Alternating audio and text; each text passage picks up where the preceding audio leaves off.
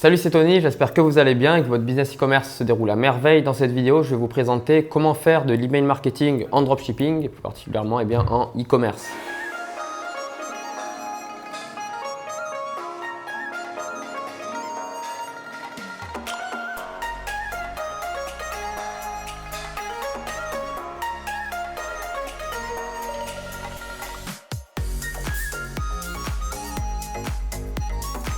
Alors déjà, pourquoi faire de l'email marketing? Donc je vais vous expliquer tout ça. Et donc ensuite, par la suite, comment faire ça? Donc dans un premier temps, pourquoi faire de l'email marketing? C'est très simple. On dit depuis plusieurs années, je ne sais pas si aujourd'hui ça se dit toujours, mais depuis plusieurs années, on dit donc que l'argent est dans la liste. Et l'email marketing, c'est l'art de travailler sa liste email, donc l'art de récupérer des clients, des acheteurs via votre liste email. Donc pourquoi? C'est très important et très intéressant. Car c'est des personnes que vous avez réussi à acquérir via de la publicité payante, via du SEO, etc. Et derrière, il faut s'en servir. C'est peut-être déjà même vos clients. Donc, il faut essayer de renouveler ces clients, d'augmenter donc leur AOV. Donc, l'AOV de notre site, l'AOV, c'est tout simplement l'Average Order Value. C'est tout simplement le panier moyen en français. Et ensuite, en augmentant l'AOV de chaque client, ça va nous permettre d'augmenter leur LTV, ce qui est donc la Lifetime Value, c'est la durée de vie. La valeur d'un client à vie donc, sur notre site. Et ça peut se faire donc, via l'email marketing et c'est extrêmement intéressant. L'email marketing aujourd'hui nous permet de réaliser entre 20 et 30% de notre chiffre d'affaires mensuel. Donc voilà, c'est vraiment à ne pas négliger. Ensuite, donc, ça permet surtout d'augmenter sa rentabilité. Pour faire un bon email marketing, il vous faut une structure et un programme précis pour ne pas trop spammer non plus, etc. Donc ça, on va y revenir après sur comment faire de l'email marketing propre pour sa marque ou pour un site de dropshipping ou pour tout type de produit, donc qu'il soit physique ou virtuel. Donc on verra ça plus tard. Ça permet aussi donc de récupérer des paniers abandonnés. Je vous invite à aller voir une vidéo qui s'appelle donc comment récupérer des paniers abandonnés en e-commerce que j'ai réalisé donc précédemment. Ensuite, ça permet aussi de remercier par exemple votre clientèle, vos clients, les différentes personnes qui ont déjà acheté chez vous par des codes promo, etc. Tout le temps dans l'objectif de leur faire augmenter le panier moyen de chaque client. Et ça permet aussi de présenter par exemple de nouvelles collections à une liste par exemple de vos acheteurs sur, je sais pas, admettons vous vendez des produits, des bijoux. Mais admettons, vous avez une liste sur laquelle vous avez référencé toutes les personnes qui ont acheté des colliers. Vous allez leur reproposer par exemple des nouveaux colliers du mois ou les meilleurs colliers de la saison, etc. uniquement à cette liste. Donc c'est très intéressant pour ça, ça vous permet de segmenter vos acheteurs, de segmenter les différentes listes que vous avez en fonction de différents critères que vous souhaitez établir, comme celui que je viens de vous citer.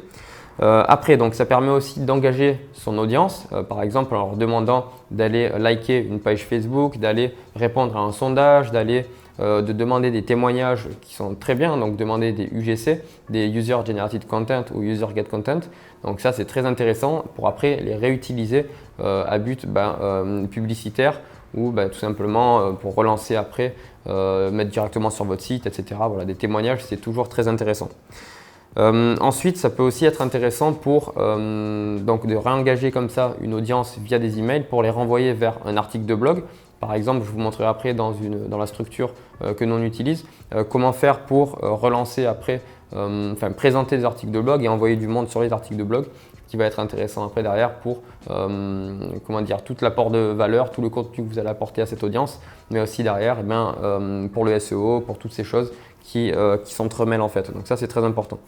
Donc voilà, toutes ces choses sont très intéressantes par rapport à l'emailing. Donc comme je vous l'ai dit précédemment, les emails que vous avez récupérés, les prospects que vous avez récupérés, tout ça, vous les avez déjà payés. Donc il faut absolument les réutiliser pour les renouveler et faire en sorte qu'ils augmentent, comme je vous ai dit, l'AOV, la LTV, etc. Donc très important, et si c'est bien fait, tout simplement vous pourrez gagner entre 20 et 30% de votre chiffre d'affaires mensuel uniquement grâce à l'emailing.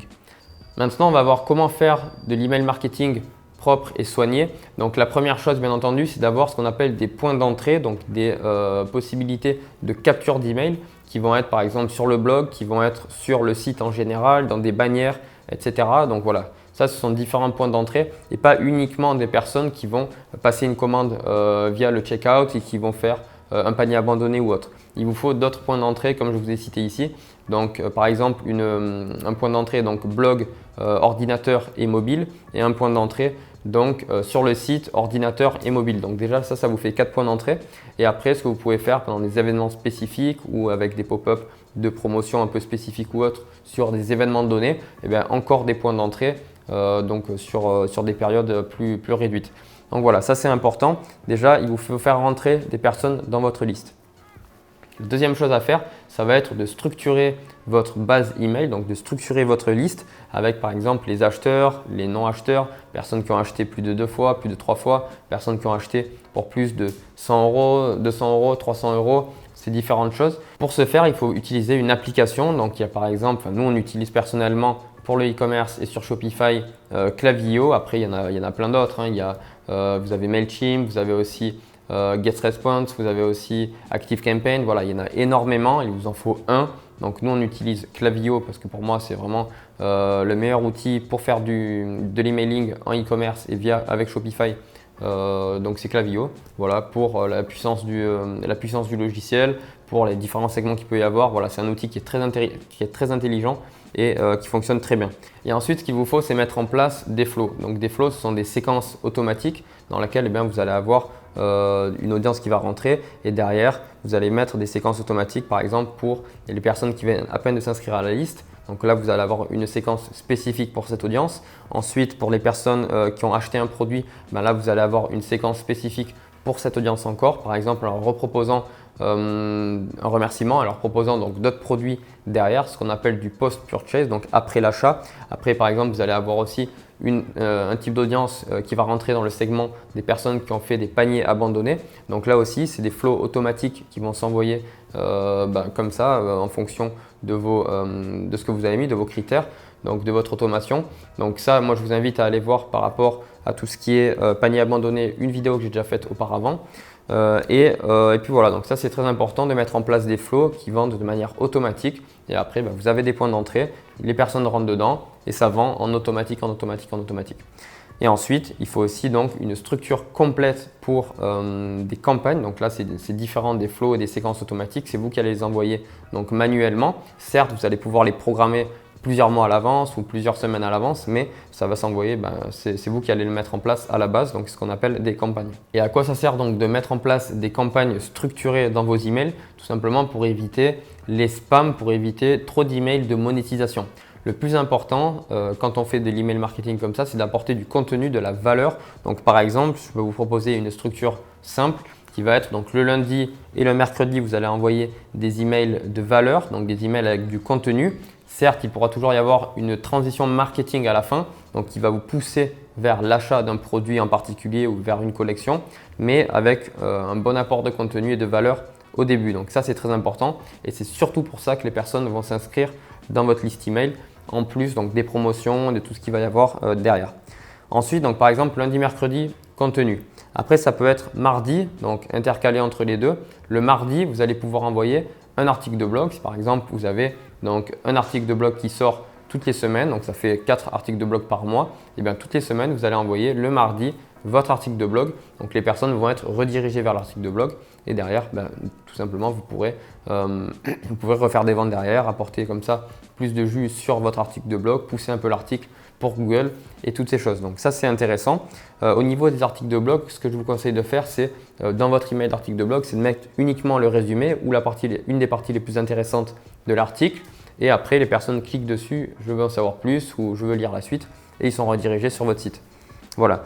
Et ensuite, vous pouvez aussi faire donc le samedi et le dimanche des promotions. Donc une promotion par exemple toutes les semaines sur un événement, sur je sais pas, une collection spécifique, sur les meilleurs produits du début d'année, les meilleurs produits de la fin d'année.